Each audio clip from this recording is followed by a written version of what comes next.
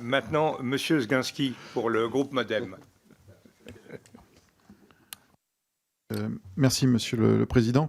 Messieurs, je vous remercie pour votre présentation liminaire qui nous éclaire sur les enjeux de la défense en Europe et sur le rôle de la France à l'aune de cette loi de programmation militaire que nous allons étudier.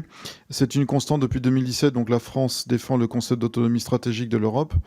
Si le groupe démocrate que je représente soutient cette volonté d'autonomie, je souhaiterais que vous puissiez nous donner un éclairage sur les objectifs affichés de cette LPM, à savoir les nouveaux espaces de conflictualité.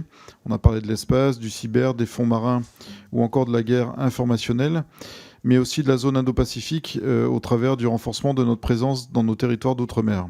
Ainsi, le message envoyé à nos partenaires européens et notamment à l'est du continent semble assez différent de leurs propres options qui sont assez bien représentées par un pays comme la Pologne, nous en avons parlé, qui opère une montée en puissance de son armée tant en termes de capacité humaine que d'équipement et d'armement. Bien évidemment, la France n'est pas en première ligne d'une potentielle menace qui viendrait de l'Est, mais les choix stratégiques que nous opérons sont-ils entendables par nos alliés? Sont-ils finalement complémentaires?